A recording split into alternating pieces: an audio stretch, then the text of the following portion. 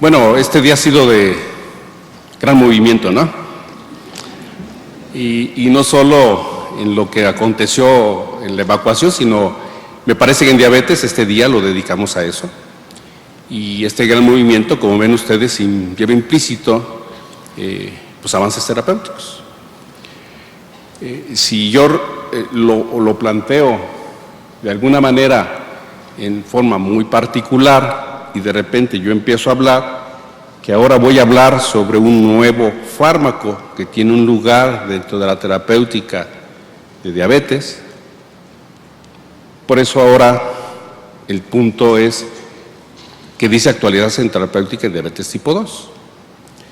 Bueno, pero ¿dónde está ubicado este punto y qué es los inhibidores, que las siglas son SGLT2, que simplemente significa transportadores o cotransportadores de sodio glucosa tipo 2? Entonces estamos hablando ahora de un nuevo enfoque terapéutico.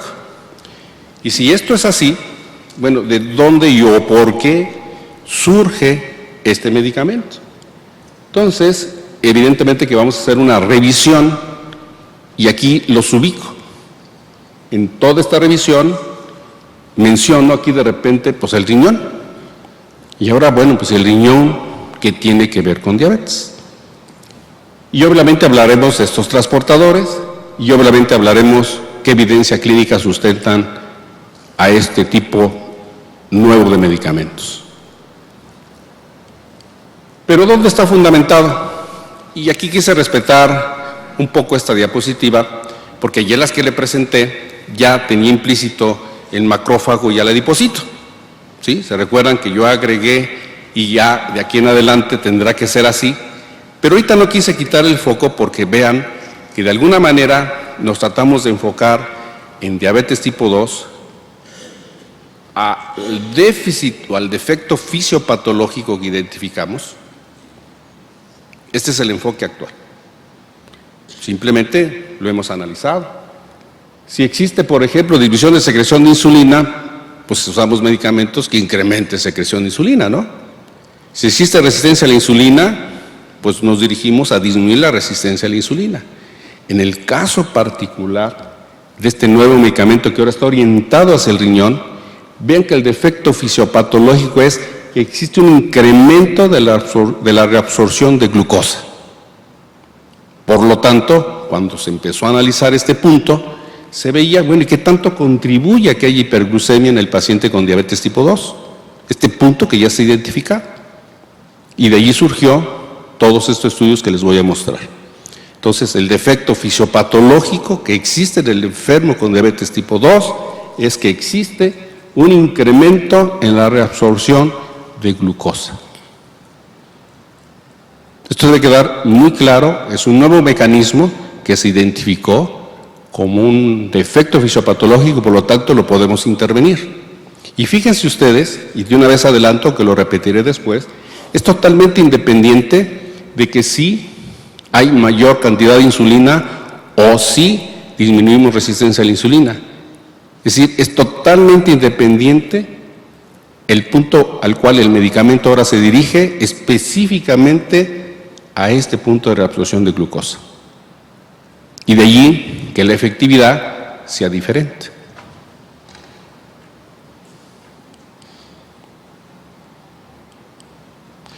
Bueno, vamos a hablar un poquitito para ubicarnos y que ustedes vean este nuevo concepto. El riñón interviene en el metabolismo de la glucosa. ¿Cómo lo hace? Con estos 4 grandes rubros. ¿Lo utiliza? Sí, lo utiliza, un 10%. Tiene gluconogénesis importantemente responsable del 40% de la gluconesis corporal. ¿Filtra glucosa? Sí, hasta un umbral de 180 gramos. Cuando esto es así, la reabsorbe toda. Sí, ustedes saben que hay un umbral y que cuando pasa este umbral se elimina glucosa, mientras no la reabsorbe al 100% en un sujeto sano.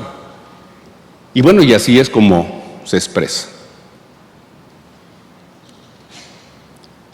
Bueno, pues entonces, si yo lo planteo en personas sanas, decimos que está el umbral, Cuando este se sobrepasa, pues hay glucosuria, ¿no?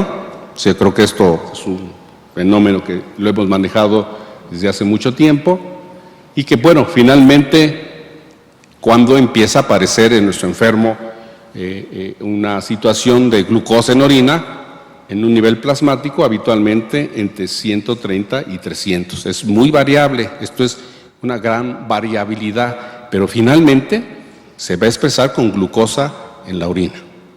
Que nuestro umbral llegue a 180 y se reabsorba, pero cuando se sobrepasa eso, la va a empezar a eliminar. Son principios que ya teníamos y manejábamos previamente. Y aquí está muy clara esta gráfica. Vean ustedes cómo está la reabsorción, la excreción prácticamente permanece en cero hasta que se llega el umbral, se sobrepasa y entonces empieza a excretarse glucosa en orina. Y a pesar de que se reabsorbe y se aumenta la capacidad de reabsorción, finalmente el riñón va a eliminar glucosa en orina. Se llama excreción renal de glucosa. ¿De acuerdo? Ese es el punto primordial. Bueno, vamos a poner unas palabras con respecto a ello. ¿Qué sucede entonces en el paciente con diabetes? Es decir, ahora vamos de lo fisiológico de la persona sana a lo que acontece en el paciente con diabetes. Y lo que acontece es que, fíjense que esa reabsorción se incrementa un 20% más. Es decir, como que hay más avidez por la glucosa. Y esa gran avidez por la glucosa se debe a que aumenta la expresión de dos transportadores.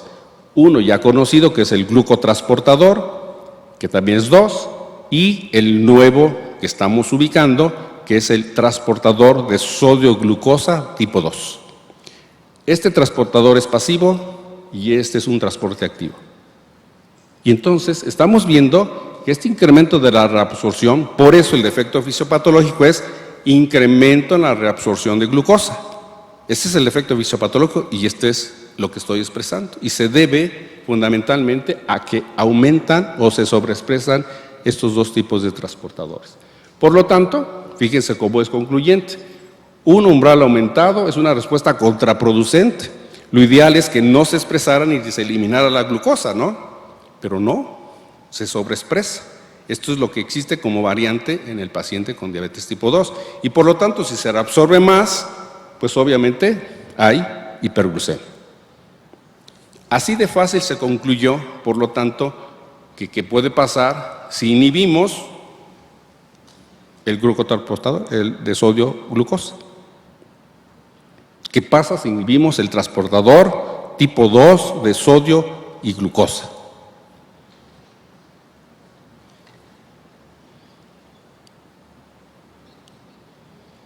Lo reitero, se plantea,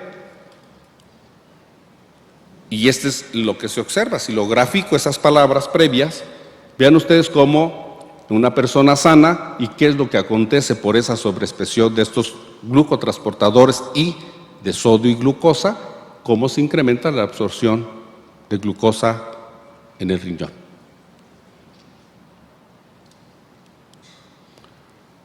Gráficamente, vean ustedes comparando, aquí están los transportadores de sodio y glucosa tipo 2, el sano y la persona con diabetes, y aquí está el glucotransportador, y vean cómo hay una mayor expresión en el sujeto con diabetes. Por lo tanto, por eso, esta es la explicación por qué existe una reabsorción mucho mayor de glucosa en el paciente con diabetes, contraproducente tal como se dice, pero lo existe. Por eso se habla de un defecto fisiopatológico que existe en la persona con diabetes. De estos transportadores de sodio-glucosa existen dos, tipo 1 y tipo 2, que es el que venimos mencionando.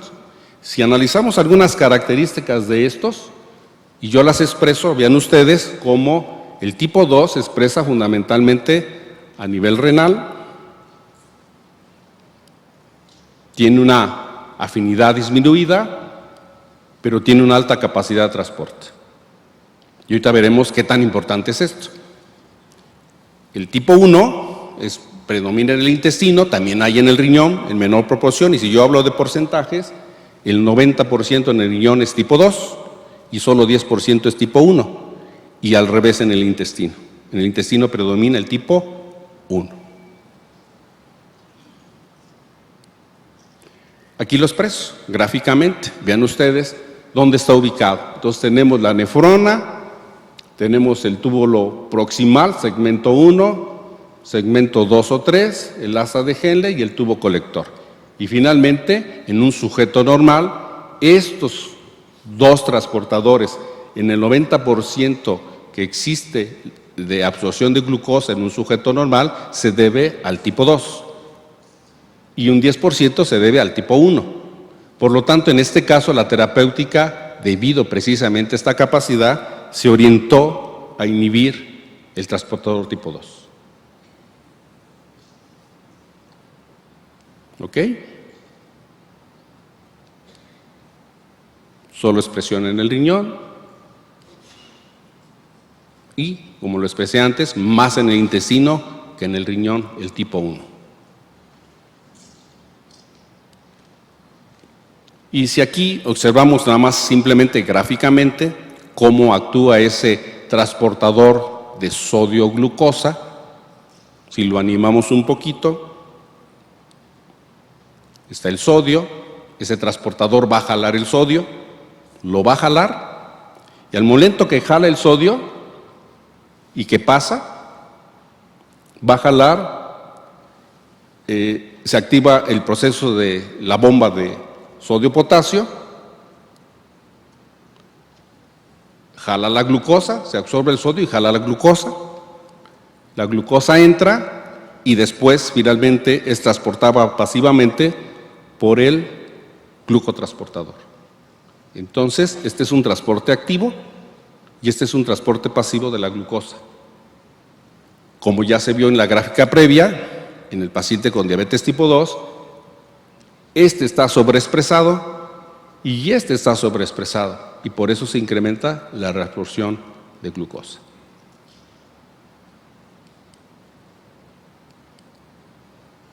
Vamos a verlo de una manera animada para que ustedes vean la importancia de este mecanismo. Tenemos, si lo identificamos, tenemos la glucosa que va a aparecer ahorita, tenemos aquí el glucotransportador sodio-glucosa, que son azules, y también azules los tipo 1, este es tipo 2, el más denso, y el tipo 1. Aquí estaríamos hablando del túbulo proximal, el primer tercio y los dos últimos tercios, ¿de acuerdo? Y aquí finalmente es todo lo que se filtra y se supone que aquí se va a eliminar, este es el túbulo ya prácticamente. Vean qué es lo que ocurre. Si llega a pasar glucosa, lo que sucede normalmente, todos nosotros eliminamos glucosa, pero no la excretamos porque nuestra capacidad de absorción se debe a estas dos moléculas, el que se retiene al 100%. ¿Ok? Entonces, ¿qué es lo que ocurre? Simplemente actúan esos transportadores, sodio-glucosa, y se absorben. Como vieron, mucho más a nivel y por efecto del tipo 2 que por el tipo 1. ¿De acuerdo? ¿Y esto qué va a hacer? Que nuevamente regrese a la circulación sistémica. Ahora vamos a ver el efecto igual, transportador sodio-glucosa tipo 2, tipo 1, pero ahora vamos a ubicar un inhibidor de este transportador tipo 2. Este es el enfoque terapéutico. La pregunta que planteé al inicio, ¿puedo yo inhibir a este transportador de sodio-glucosa y con eso disminuir la reabsorción y con eso favorecer la disminución de la glucosa plasmática? Es el mecanismo por el cual este medicamento emerge.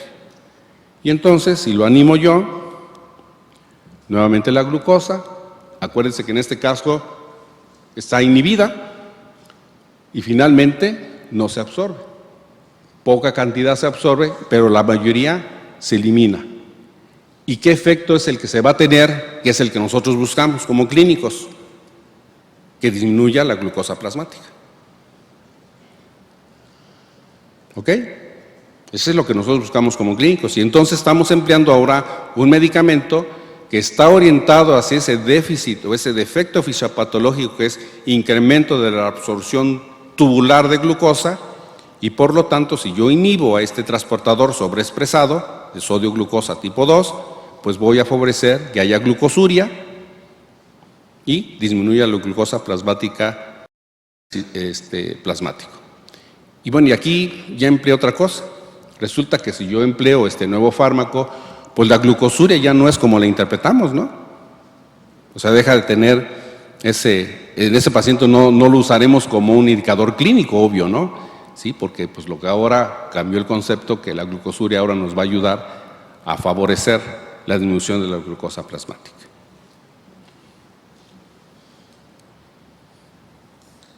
Y por este efecto se incrementa la eliminación de glucosa en orina. Evidentemente que entonces